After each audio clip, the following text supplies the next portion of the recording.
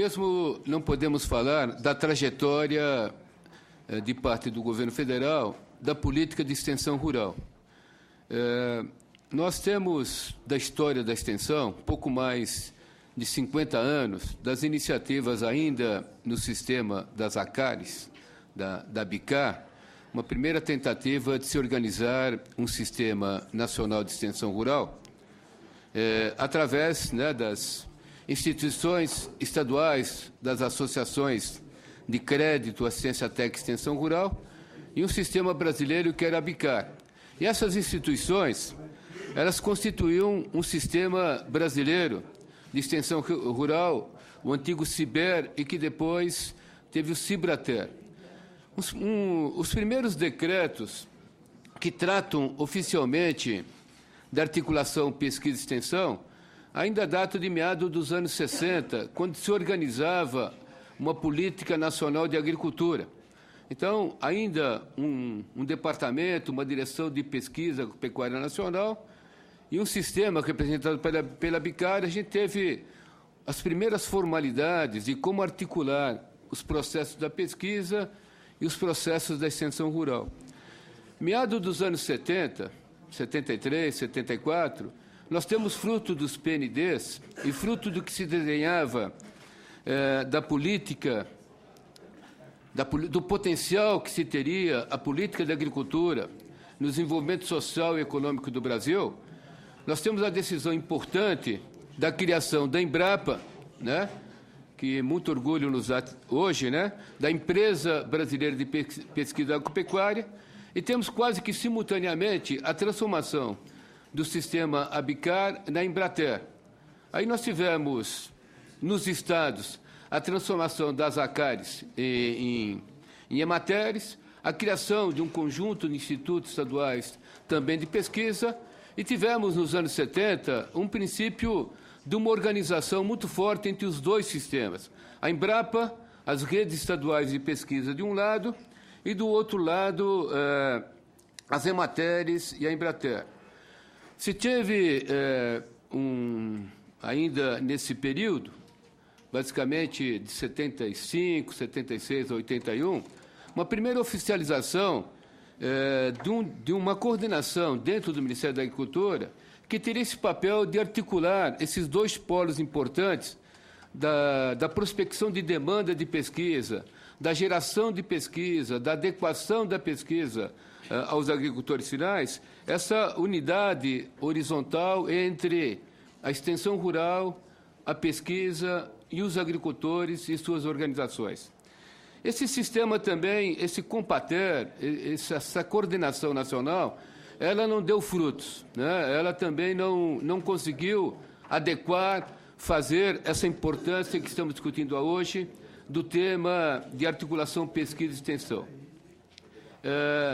Destituído o Compater, nós tivemos, ainda durante os anos 80, a crise mundial, uma crise afetando internamente as políticas brasileiras, e tivemos uma onda, que se pode chamar aí de neoliberal, de enxugamento da máquina do Estado, onde a Embrater e as EMATERES foram as primeiras a serem afetadas. Então, nos anos 80, assistem um certo desmantelamento, uma certa desestruturação da política nacional da terra, que em 91 ela culmina entre o governo Sarney e o primeiro ano do governo Collor, com a extinção da Embrater e com uma fragilização que já veio durante os anos 80 para um conjunto das nossas EMATERES nos estados. Alguns estados mais consistentes, elas sobreviveram melhor, e outras, elas se desestruturaram. Nesses anos 90, nós tivemos, dentro do Ministério da Agricultura, uma série de reformulações, de reestruturações, mas nunca mais o que a gente tinha na estrutura da Embrater, nós voltamos a ter dentro do Ministério da Agricultura nesses anos. Mesmo em 93, quando o governo Itamar cria um departamento de assistência técnica e extensão rural, esse departamento não voltou a ter a força que ele precisava ter para estruturar, para coordenar um sistema nacional de ATER. Então, os anos 90 assistem novamente uma continuidade da desestruturação da política nacional de ATER e a continuidade da política de apoio à pesquisa.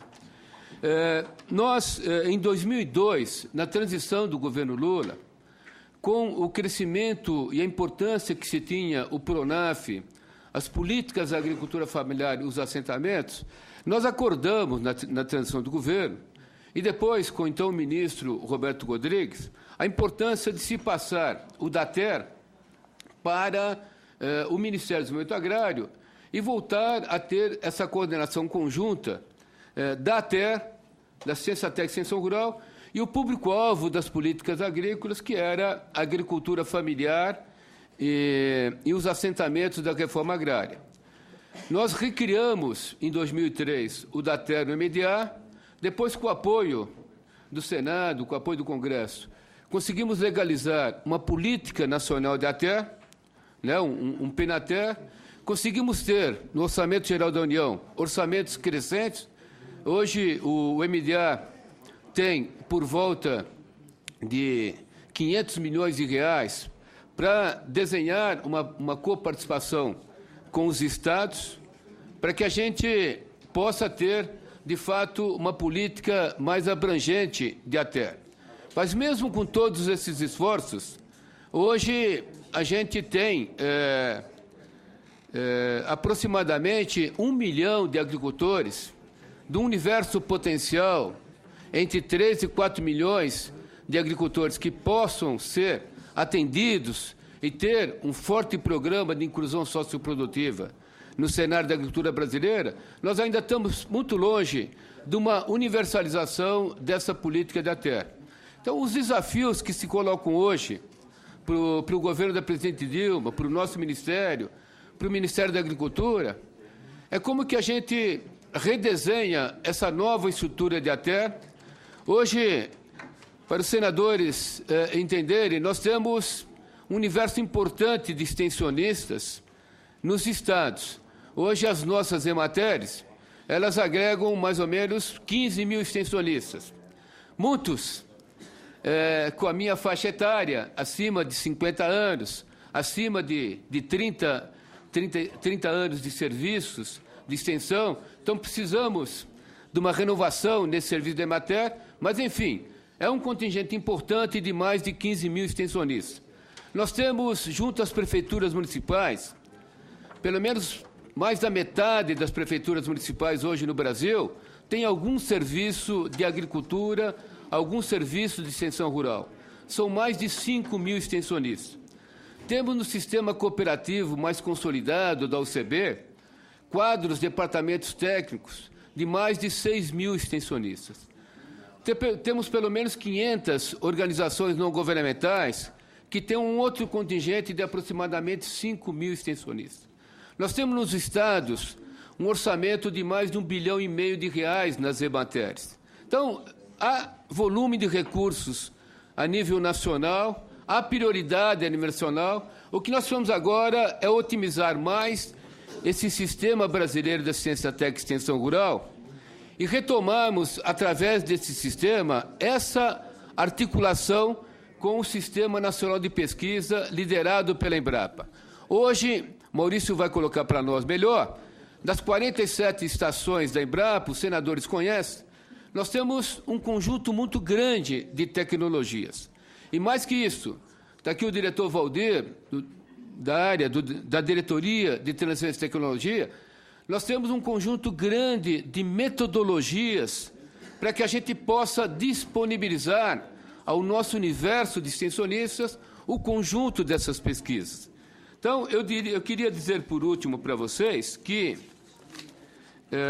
os dados do censo agropecuário mostram que quando a gente pode comparar um agricultor, só localizar aqui, quando a gente pode comparar do universo dos agricultores não assistidos, dos agricultores regularmente assistidos eventualmente assistidos e regularmente assistidos, a média, tanto para a agricultura empresarial como para a agricultura familiar, ela é de 3, 4 até 5 vezes, conforme a tipologia, a média de produtividade por hectare entre um produtor não assistido pela terra, onde não chega os frutos da pesquisa, e um agricultor regularmente assistido.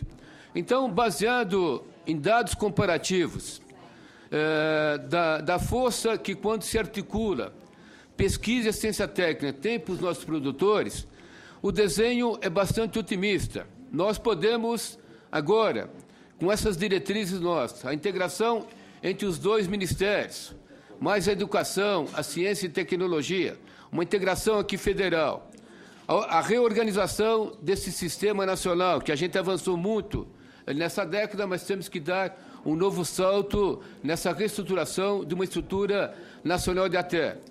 Essa articulação com estados e municípios e com a iniciativa privada nesse sistema, em uma boa proximidade com as estações da Embrapa, nós podemos inserir um universo de pelo menos 2 milhões de agricultores, que hoje estão numa certa base da pirâmide da renda. 2 milhões, eu não quero falar da universalização, mas hoje nós estamos prontos para atender perto de 3 milhões de agricultores e inserir, fortalecer uma nova classe média no campo, em que a gente possa responder por uma continuidade de tranquilidade na segurança alimentar do mercado interno crescente, da oferta cada vez mais crescente às exportações, que a gente possa responder a esse desafio de agricultura e agroenergia e trabalhar uma agricultura não só do ponto de vista econômico, da produtividade, não só do ponto de vista da sustentabilidade com essas tecnologias,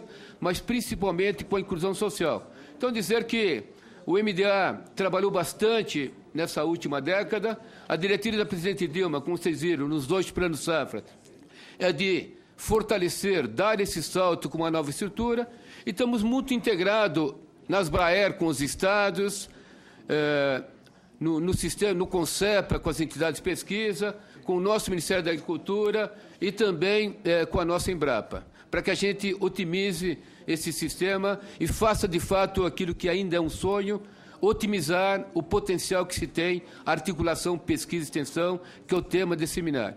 Obrigado, senador Valdemir, obrigado aos nossos senadores dessa possibilidade.